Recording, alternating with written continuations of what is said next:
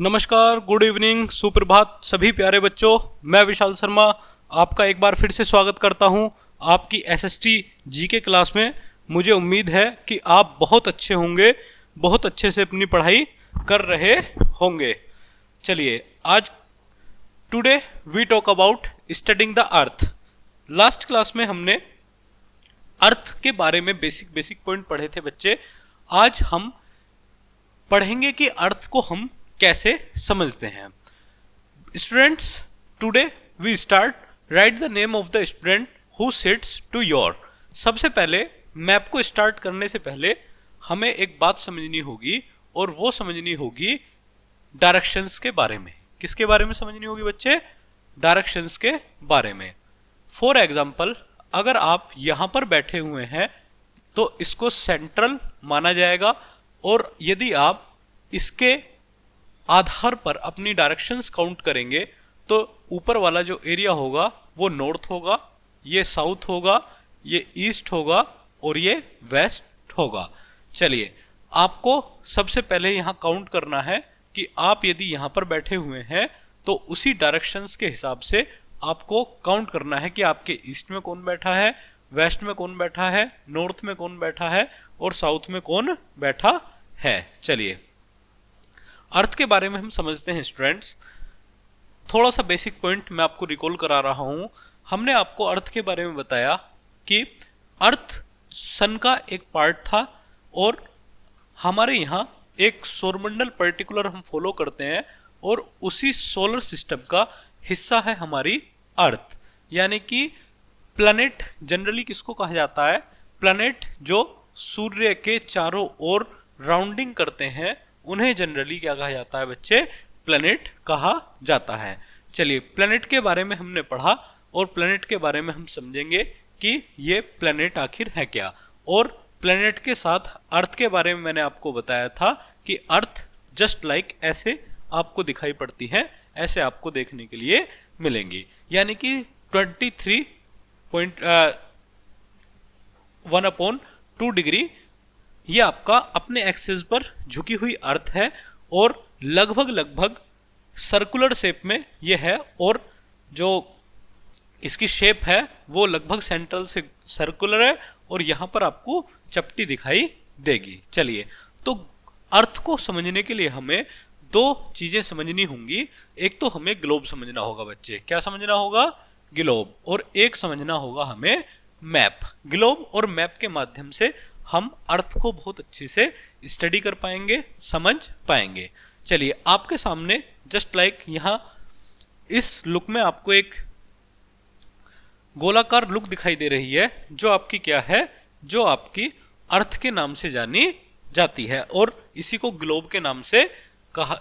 Globe इसका एक standard मानक है, एक स्टैंडर्ड लुक है, जिसके आधार पर आप कह सकते हैं कि हमारी पृथ्वी ऐसी दिखाई पड़ती है। इससे पहले आपने देखा होगा कि आप अपने प्रिंसिपल सर के ऑफिस में जाएं, अपने टीचर्स रूम में जाएं, वहां आपको उन टेबल्स पर ये अर्थ दिखाई पड़ेगा। चलिए, सबसे पहले हम पढ़ते हैं, ए globe is a model of the earth. यानी कि ग्लोब क्या है? मॉडल है पृथ्वी का। It shows the round shape of the earth. यानी कि कैसी शेप दिखाता है? राउंड शेप दिखाता है। But even on it we can see only one side. यानी कि हम इसको क्या देख सकते हैं?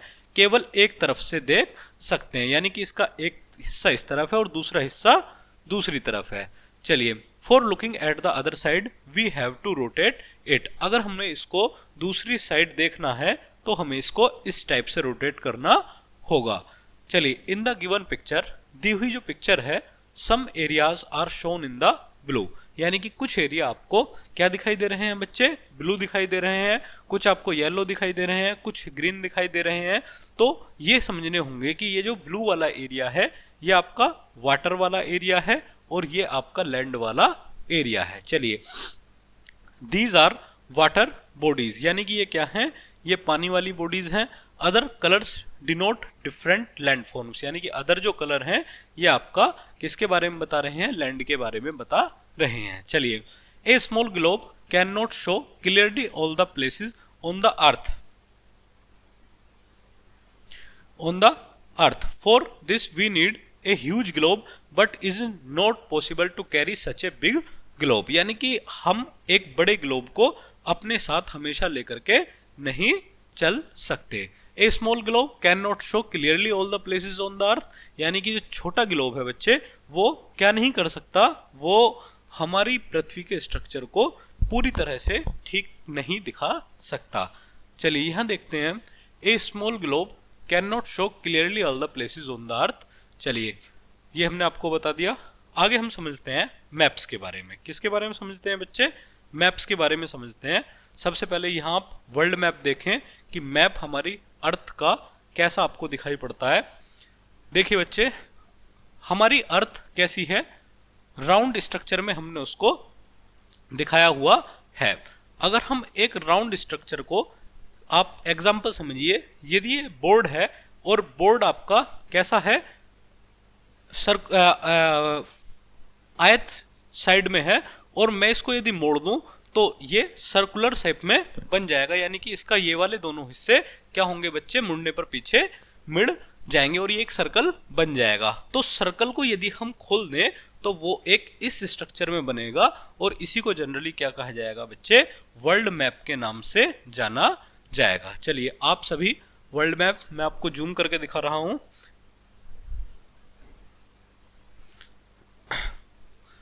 चलिए यहाँ आपको बहुत अच्छे से वर्ल्ड मैप मैं आपको दिखाऊंगा। ये वर्ल्ड मैप है और अभी हम इसके बारे में अच्छे तरीके से स्टडी करेंगे। चलिए उससे पहले हम समझते हैं कि मैप में हमें क्या समझना है और क्या स्टडी करना है। चलिए मैप्स में हम क्या पढ़ेंगे, मैप्स में हम देखने और समझने का प्रयास करते हैं। We can take the help of maps to study all the places on the earth, यानी कि पृथ्वी के हम सभी प्लेसेस को पढ़ने का काम कहाँ पर करेंगे बच्चे, अपने अर्थ पर करें। अर्थ के सभी प्लेसेस को समझने का काम हम किससे करेंगे, मैप से करेंगे। A map is drawing of the earth that shows countries, यानी कि उसमें आपको कंट्रीज देखने के लिए मिलेंगे, ओशंस देखने के लिए मिलेंगे, रिवर्स देखने के लिए मिलेंगी, माउंटेन्स देखने के लिए मिलेंगे। Maps can show all the places on the earth in great detail, यानी कि ग्रेट डिटेल में हम मैप को पढ़ेंगे। मैंने अभी आपको मैप दिखा दिया है, अभी हम मैप को पढ़ने का काम करेंगे कुछ ही पलों बाद। A complete drawing of our earth is called a world map, यानी कि पूरी पृथ्वी को हम एक कागज पर यदि ड्राइंग कर दें तो वो क्या बनता है बच्चे, आपका वर्ल्ड मैप बनता है। Areas shown is blue are the water bodies and the area shown in brown and land masses are the land masses, यानी कि जो आपको ब्लू कलर में दिखाई देगा वो आपका क्या है, वो लैंड बॉडीज हैं, पानी वाला एरिया है, और जो आपको अदर कलर में दिखाई देगा वो आपकी क्या है, वो आपका ब्लू कलर में दिखाई देगा तो आपकी वाटर बॉडीज हैं बच्चे, और अदर बॉडीज आपकी कौन सी हैं, वो लैंड वाली हैं।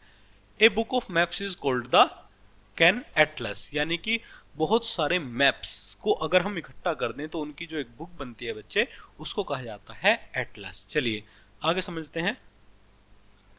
Show different kinds of maps to the student to give them a better understanding of the map. यहाँ पॉसिबल नहीं है बच्चे कि मैं आपको सभी डिफरेंट मैप्स दिखा सकूं, लेकिन आप अपने फिजिकली टीचर से ये चीज़ें रिक्वायरमेंट कर सकते हैं। चलिए यहाँ हम देखते हैं, अब मैप में हमें पढ़ना क्या है। मैप में हम सबसे पहले तो ओशन पढ़ेंगे। क्या पढ़ेंगे बच्चा, ओशन पढ़ेंगे, यानी कि पानी वाला एरिया, जिसे हिंदी में जनरली क्या कहा जाता है, महासागर कहा जाता है। चलिए अगर हम देखें तो there are 5 oceans on our earth. Very large bodies of water shown in blue on the world map are called the oceans. The smaller water bodies are seas, gulfs and bays, यानी कि बड़ा area पानी का, बहुत बड़ा area वो आपका जो कहलाएगा वो ओशंस कहलाएगा, और छोटा एरिया वो आपका सीज कहलाएगा, गल्फ्स कहलाएगा एंड बेज कहलाएगा। चलिए अब अगर हम देखें तो there are 5 oceans on our earth. सबसे बड़े की बात करें तो द पैसिफिक ओशंस, उसके बाद Atlantic, Indian, Arctic and Antarctic और साउथर्न ओशंस। चलिए इन्हें हम अच्छे तरीके से मैप में देखने का प्रयास करते हैं। यहां आप देख रहे हैं बच्चे, सबसे पहले आपको मैप में अपने देखना है पैसिफिक ओशंस। देखिए ये रहा आपके सामने पैसिफिक ओशंस। उसके बाद आपको देखना है, यहां आपको दिखेगा इंडियन ओशन, एक आपको दिखेगा यहां पर अंटार्कटिक साउथर्न ओशन। इसके अलावा आपको देखने के लिए मिलेगा आर्कटिक ओशन 1 2 3 4 एंड 1 आपको मिलेगा, देखते हैं एक बार और,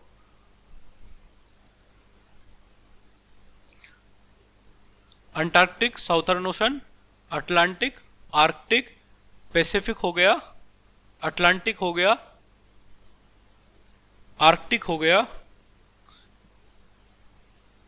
ये रहा साउथ अटलांटिक। चलिए यहां आपके सभी जितने भी ओशंस हैं वो आपके कंप्लीट हुए पांचों।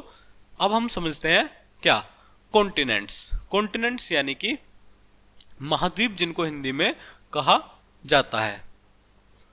चलिए महाद्वीप के बारे में हम समझते हैं बच्चे। कॉन्टिनेंट्स यानी कि अगर हम अपनी पृथ्वी के लैंड वाले एरिया के बारे में बात करें तो लैंड वाले एरिया को हमने कितने भागों में बांटा हुआ है, 7 भागों में बांटा हुआ है। चलिए the large masses of the land of the earth is called continents. There are 7 continents. चलिए हम देखते हैं 7 कॉन्टिनेंट्स कौन से हैं। सबसे पहले एशिया है, अफ्रीका है, नॉर्थ अमेरिका है, साउथ अमेरिका है, यूरोप है, अंटार्कटिका है और ऑस्ट्रेलिया है। चलिए इसको भी हम मैप से समझने की कोशिश करते हैं। यहां आप देख रहे हैं 5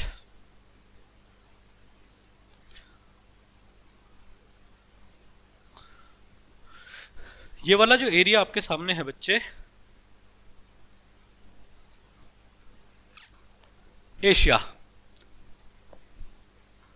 एशिया कॉन्टिनेंट के बारे में बात करेंगे। एशिया कॉन्टिनेंट स्टूडेंट्स हमारी अर्थ पर सबसे बड़ा कॉन्टिनेंट आपको देखने के लिए मिलेगा। ये टोटल एरिया जो है बच्चे, ये आपका किसमें काउंट किया जा रहा है, ये आपका एशिया महाद्वीप में काउंट किया जाता है, एशिया कॉन्टिनेंट में काउंट किया जाता है। उसके बाद आप जो दूसरा एरिया ये देख रहे हैं, ये आपका अफ्रीका कॉन्टिनेंट है।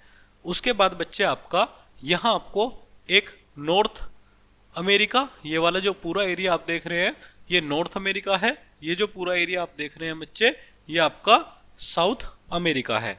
चलिए उसके बाद यदि हम बात करें, एक महाद्वीप कॉन्टिनेंट आपको ऑस्ट्रेलिया देखने के लिए मिलेगा और एक यहाँ पर आपको देखने के लिए मिलेगा यूरोप। चलिए स्टूडेंट्स, और एक आपको देखने के लिए मिलेगा यहाँ पर अंटार्कटिका। चलिए इस प्रकार ये हमारे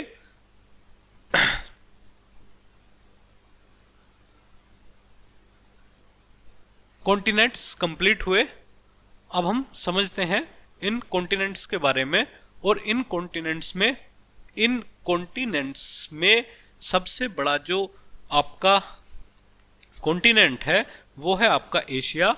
और उसी एशिया कॉन्टिनेंट में हमारा जो प्यारा कंट्री है भारत, वो सिचुएटेड है। तो हमें किसके बारे में पढ़ना है आगे चल करके, भारत के बारे में पढ़ना है। चलिए Asia is the largest continent whereas Australia is the smallest continent. यानी कि एशिया सबसे बड़ा कॉन्टिनेंट है बच्चे, और ऑस्ट्रेलिया जो है वो सबसे छोटा कॉन्टिनेंट है। चलिए यहाँ समझते हैं डायरेक्शंस, दिशाओं के बारे में हम समझते हैं आखिर डायरेक्शंस क्या हैं।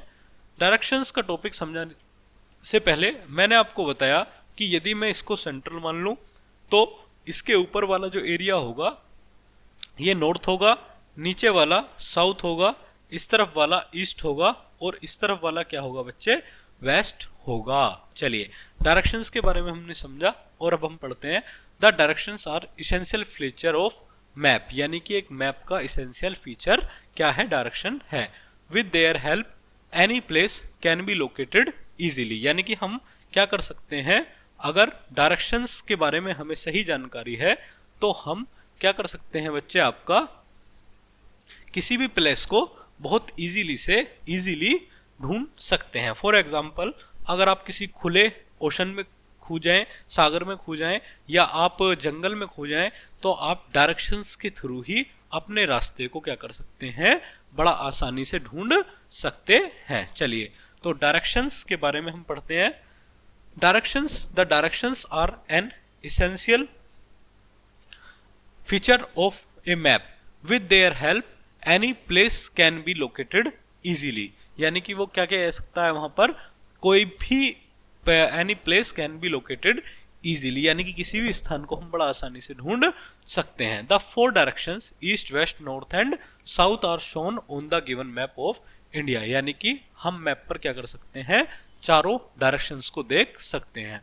If we stand in front of a wall map, the top shows the north and the bottom shows the south. यही तो मैंने आपको बताया, टॉप नॉर्थ देखेंगे, बॉटम साउथ देखेंगे। In the same way, the right side indicates the east and the left side shows the west. यानी कि ये वेस्ट होगा और ये क्या होगा बच्चे, आपका ईस्ट होगा। चलिए, आज का टॉपिक हमारा लगभग कंप्लीट हुआ, फिर भी हम थोड़ा सा इसके बारे में, एक नटशेल के बारे में पढ़ेंगे। चलिए, ए कंपास इज एन इंस्ट्रूमेंट। मैंने बच्चे आपको डायरेक्शंस के बारे में पढ़ाया, और डायरेक्शंस को काउंट करने के लिए आपके पास जो मेजरमेंट होना चाहिए वो है आपका compass. A compass is an instrument used to find directions. It is used by travellers and sailors to find their way. यानी कि अपने रास्ते ढूंढने के लिए क्या किया जाता है, ट्रेवलर्स के द्वारा इसका यूज किया जाता है। चलिए, इन नटशेल हम पढ़ेंगे। ए globe is a model of the earth. यानी कि सबसे पहले हमने क्या पढ़ा, अर्थ के मॉडल के बारे में पढ़ा, और अर्थ का मॉडल हमने क्या पढ़ा, हमने पढ़ा कि ग्लोब क्या है, अर्थ का एक मॉडल है। A map is drawing of the earth that shows countries, oceans, rivers, mountains, etc. A book of maps is called on atlas. The large masses of land on the earth are called continents. The directions are an essential features of maps. यानी कि ये सभी चीजें हमने पढ़ी। मुझे उम्मीद है कि आप बहुत अच्छे से इस टॉपिक को समझ पाए होंगे। चलिए बच्चे, आज का टॉपिक हम यहीं पर खत्म करते हैं। बहुत जल्द एक नए टॉपिक के साथ मिलेंगे। तब तक आप ग्लोब को अच्छे से पढ़िए, और आपको कुछ चीजें परचेज करनी है, कुछ फिजिकल मैप एंड कुछ पॉलिटिकल मैप। कहाँ कहाँ के, एक तो वर्ल्ड के परचेज करने हैं बच्चे, और एक इंडिया के परचेज करने हैं किसी भी नियर बाय शॉप से। तब हम इसको बहुत अच्छे से पढ़ेंगे, आप सभी उनको फिलअप करेंगे, और फिलअप करने के बाद आप उसको बहुत अच्छे से स्टडी करेंगे, तब मैं इसको बहुत अच्छे से आपको समझा पाऊंगा। चलिए बच्चे, तब तक आपका टॉपिक यहीं पर हम खत्म करते हैं। Thank you very much.